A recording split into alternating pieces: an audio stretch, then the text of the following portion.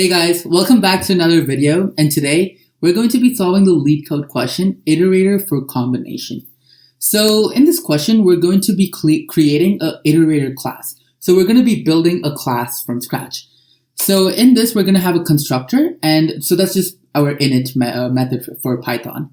And it's going to take string characters of sorted, distinct lowercase English letters and a number called combination length. So we're going to give it two arguments. So let's just look at our example here. We're giving it alphabets, right? And these alphabets are sorted, distinct lowercase English letters, and we're giving it a number. So let's see the purpose of this number. And then we're also going to create a function called next. And what this function does is going to return the next combination length in lexicographical order. I'm sorry if I'm not pronouncing it right, but basically what it means, it's alphabetical order, A through Z. To understand what this function does, we're going to take a look at the example. But before that, we have a third function called hasNext, and this is going to return true if and only if there exists a next combination. So let's just draw it out and see how this looks like. So over here, we have the letters A, B, and C, and we have a value of 2. So what we're going to do is, for this case, I'm going to create a list. And what this list is going to have, it's going to contain all of the combinations of our ABC letters. So we're just going to make that into our list. So what is the first combination going to be? And each combination is going to have a length of 2. That's what the 2 means. Our first combination is going to be AB. Our second combination is going to be AC.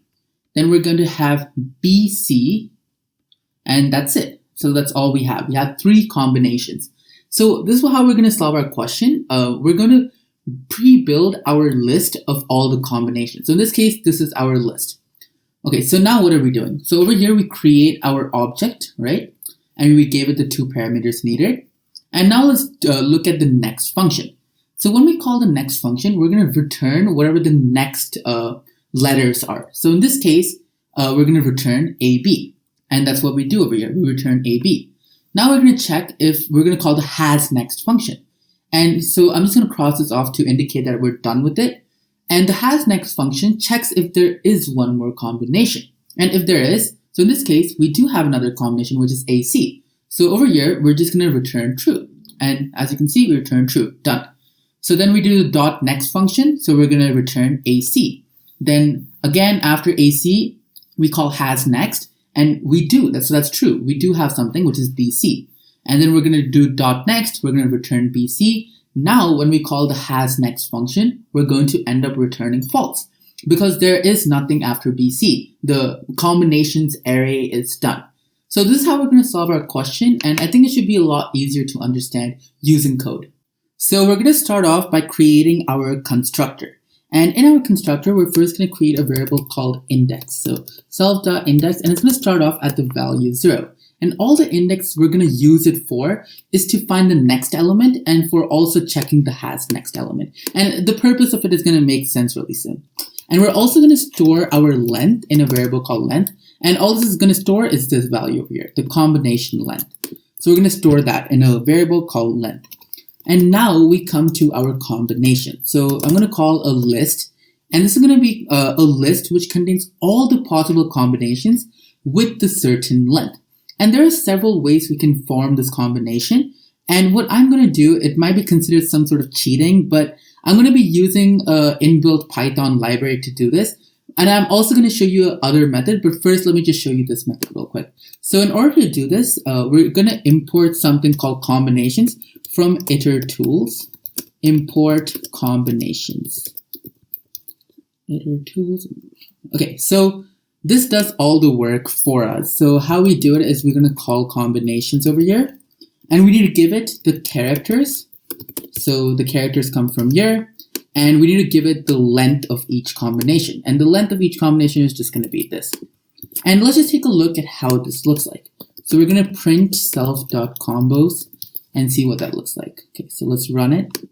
Okay, actually, so let me just type pass over here so then it should run it.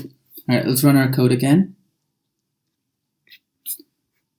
Okay, so this is what we get. And when we print out our combinations, this is what we get. So this is what this is. It's the pointer to the location of where the object is, right? We're not getting the object itself, but we're getting a pointer to it. So if you're familiar with C or languages of that sort, in order to get the information from there, we can just use a star. And now when we run this, let's see what happens. So let's run it. And as you can see, now we get the actual combinations. And for our example, we get the combination AB, we get AC, and we also get BC. So all the star is doing is we're getting whatever is there at that memory location. Okay, so now let's go on to our next function. So I'm going to store this in a variable called answer, and it's going to start off with an empty variable, right? Empty string. And then what we're going to do is we're going to iterate. So as you saw, we have tuple values, right? So we're going to iterate through each of the values. So for a character in our combinations, so we're going to call self.combos, and we're going to go to whatever index we define. So in the beginning, we're going to go to the 0th index. So we're going to go to self.index. And what we're going to do is each character, we're just going to add that on to our answers. So answers plus equals, and we're going to add the character. And we're going to do this until we get all of the characters. And after we do this, we're going to increase our index value by 1. And the purpose of this is that we've already got the first combination. So now we're going to go to the second one and so on and so forth until we reach the ending. And then after this, we're going to return the answer we get. So we're going to return answer. So that should be it for our next method. So now we have our hasNext function. And all we're doing over here is we're checking if there is a next combination. And doing that is actually going to be pretty simple. So what we're going to do is so we already have the index we are on already stored. So it's stored in this value, self.index. And each time we're increasing it over here. So right here, we're going to go to self.index. And what we're going to check if this value is less than the length of our combination. So length of self.combos, right? So if this is true, right? If our index is less than the length, we're going to return true. But if our index is equal to or greater than the length, that means there is no next combination. And in this case, so we're just going to return it. And what this is going to do is, like I said earlier, if this is true, we return true. If this is false, we return false. So now let's submit our solution and let's see what happens. Okay, and as you can see, our submission did get accepted. And now what I'm going to do is, so instead of using an inbuilt function, let's try to create a function which is going to build the combinations for ourselves. So let's see how we can do that. So this over here is going to be our second solution. And all we're doing, it's the same concept. We have a combos list. And what we're going to do is we're going to take help of a helper function, which we built over here. And this function is going to fill our combos list with all the possible combinations. And if you look at this function, it's very similar, or actually it's the same as the backtracking algorithm. And if you don't know what that is, I made a full video about it, which you can check out. But regardless, for this video, I think backtracking is a little confusing concept. So what I'm going to do, I'm going to be using a debugger in order to show how it changes on each set. So I'm going to be using PyCharm for that. And I have the code over here. I just copy pasted it. And just to show you whether it's working or not, let's just run it real quick. So I gave it the same conditions, A, B, C. So as you can see, we have AB, then true, AC, true, BC, and false. So that's correct. And so now what we're going to do is we're going to go through it step by step and understand what's happening. So our next and our hasNext function are almost the same, if not exactly the same as our previous program. So I'm just going to ignore that. And let's just focus more on this part, on the helper function over here. So I'm just going to start off by adding a breakpoint over here. I'll add one over here, and let's add one for once we go inside of our else loop. So over here. Okay, so now let's go into debugger mode. So debug. Okay, and over here you can see where we are at our function. Okay, so we're going to start off from here. And in the beginning, our string is just an empty string, and the index is 0, right? So now let's go to the next step. And we end up, so we don't go inside of our if loop, we go to our helper function over here. And what happens here is our I value becomes 0. And we're going to whatever is at the 0th index. And now we're going to call our helper function again. And notice over here how this value of the string changes. So now the string has a value of 1. And the index is also 1. And the reason for that is we called the helper function again, but we added that character to our string. So in this case, we added the letter A, and we also increased our index by 1. So now let's go to our next step again, and we still have A, and now let's do it again, and now we have AB, and the index is also 2.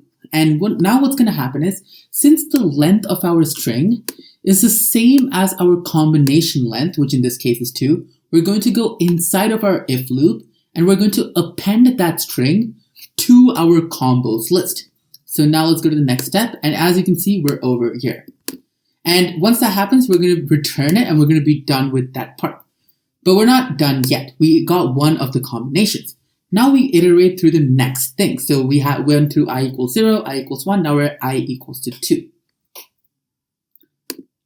And now as you can see, our index is 3. And we already had AB, but now we added, so B was at the first index, now we added whatever is at the second index, right? Our I value was 2, so we added C. So now we have AC, and again, we're going to go inside of our if loop, and we're going to add that to our combinations.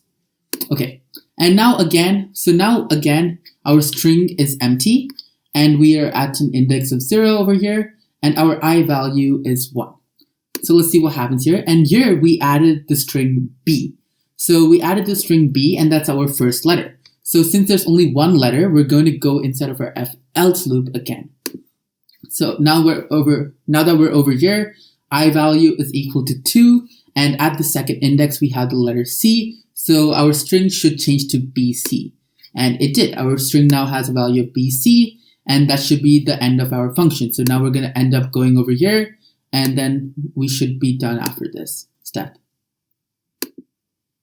Yeah, so that's how the helper function works. So I know I did not explain fully in detail. I think it takes a lot longer to explain the whole backtracking algorithm, but I think this gives a pretty good introduction to how it works, especially by using the debugger.